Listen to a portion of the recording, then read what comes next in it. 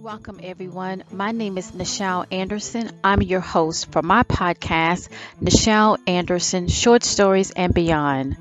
For this particular week, it is episode 24, entitled, Any Day Can Be a Supreme Day.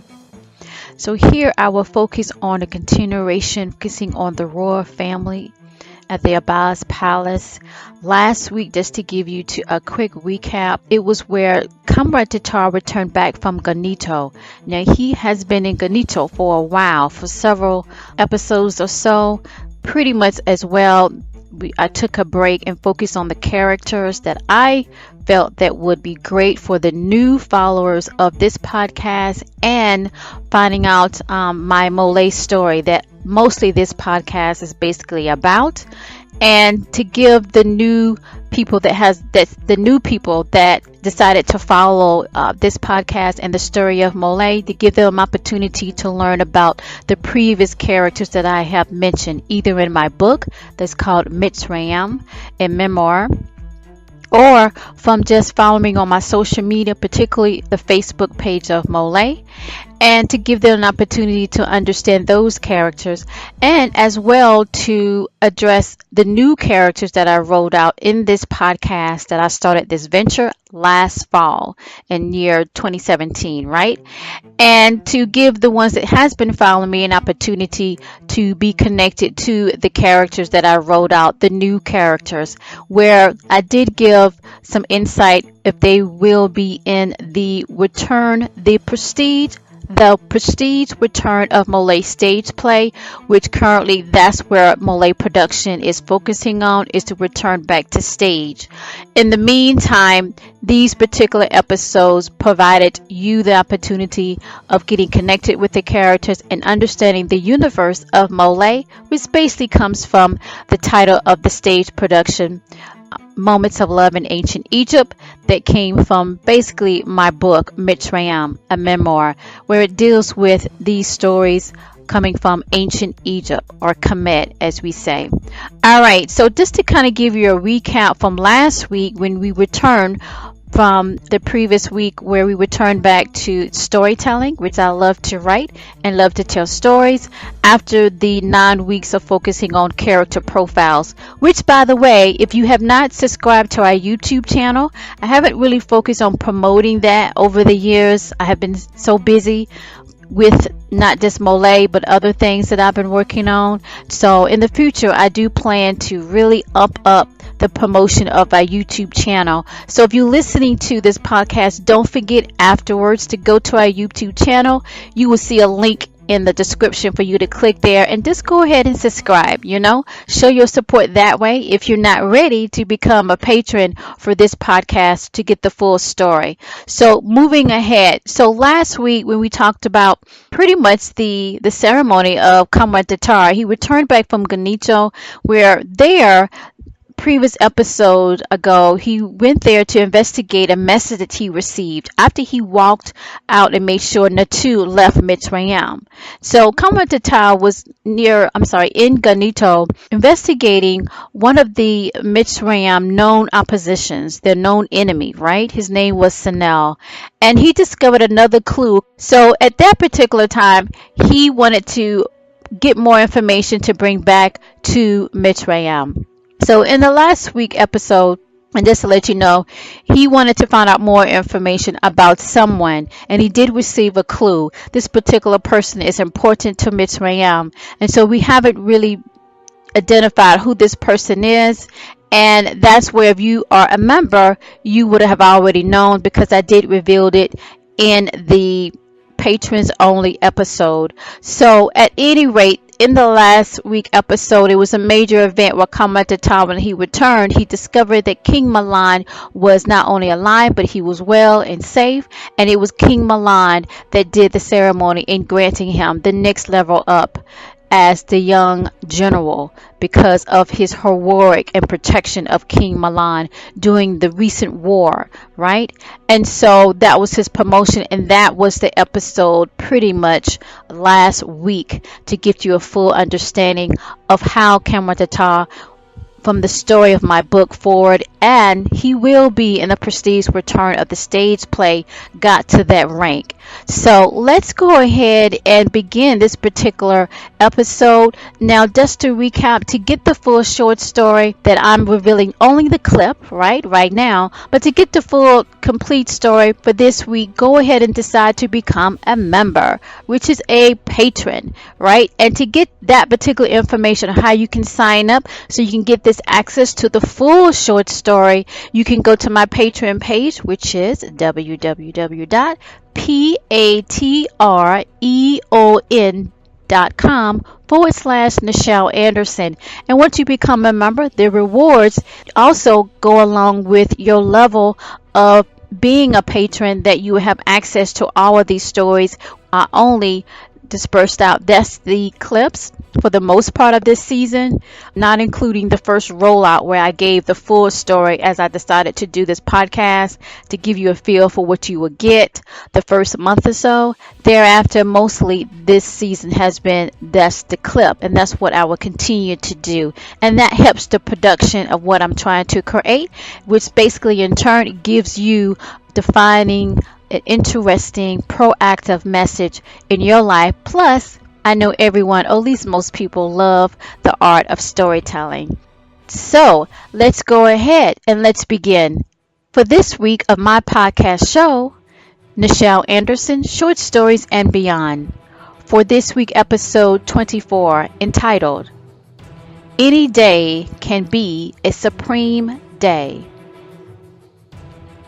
Opening scene. Tayyib, still holding Princess Hannah's hand, in which they just entered the king's chambers that led to King Mahlon, still in the secret domain of the royal Abbas palace.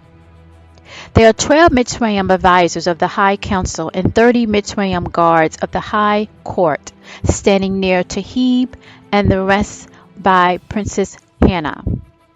As King enters with 8 royal guards and 4 royal female attendants, Princess Hannah beamed to see her father, and he outstretched his arms for her to run into them with joy.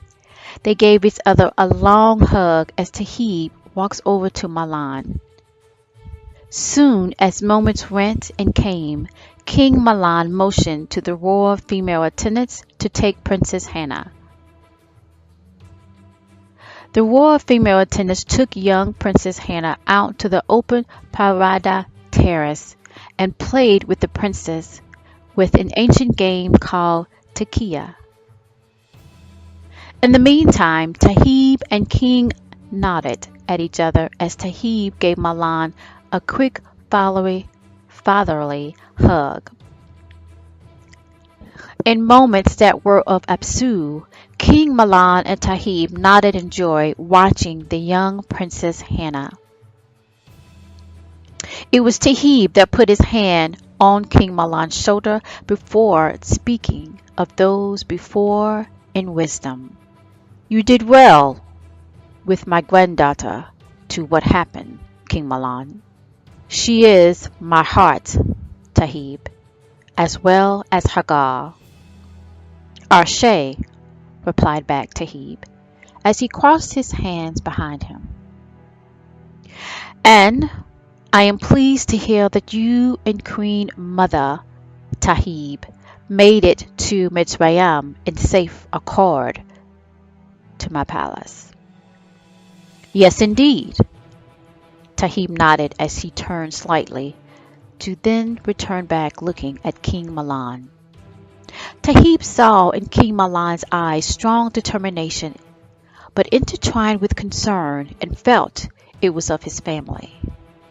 In days of old, King Mahlon, we learned to not only see what happened before, but to use it as a step forward. I know it pained you so for what went through Mitsrayim. You are well now. King Mahlon nodded in agreement, thinking of Tayyib's words. Arshay, King Mahlon responded, rubbing his beard. Tayyib walks near the king that only he could hear, and not the guards and advisors still in the room, but afar. Tayyib's voice was those of Mitsrayim of Sama ancestors. You will not be able to change a before, only the now that leads to the future. The new in Hagar is the new beginning. King Mahlon continues to nod, listening. Tayyib continues to speak wisdom of old and new. I feel that you wish to move in on those that caused the attack. Be wise in each step, for there are still a few against your throne of authority. You will continue to get better. The runes will be no more. Your power will arise both in spiritual plane and physical. King Mahlon continues to nod, listening for another moment before he speaks to Tayyib. As the king points out to the Nile River, he speaks. Your wisdom always of those from the waters of old and new. I take in for their comfort my heart and mind. He nods to Tayyib. As Tayyib bows before the king, he responds, any day can be a supreme day with the words of yours bestowed, which is from a king. King Mahlon smiles and starts to walk out to the terrace on the opposite end to where Princess Hannah and the royal female attendants were. King Mahlon walked with ease now, and Tayyib followed him on the royal terrace. Even though their location was still in the secret area of the enormous Royal Abbas Palace in Mitsrayim, they both could still see afar, to the left of them, the rising pyramids still gleaming from the above beautiful Apsu rays. The advisors continued to stay within the main area in the golden room chambers, along with most of the Mitsrayim guards. But there were 7 that entered the royal terrace near King Mahlon and Tayyib in a protective way.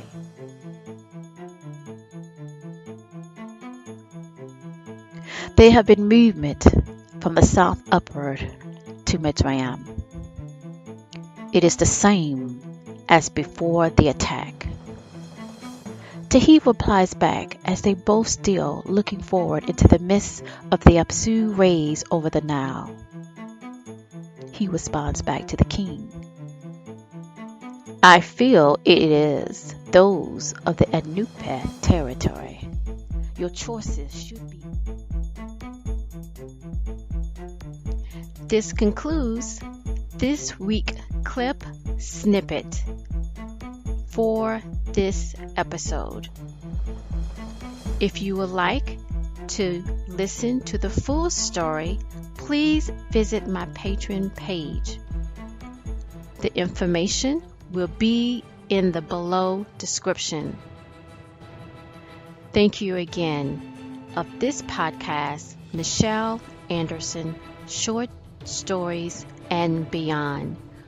I will release only the clippet of the short story, and once you become a patron, you will have access to the full short story, what's going on next. And I do plan to release more director clip notes, as well as a bonus of releasing a story. Thank you again for joining my podcast this week. So long.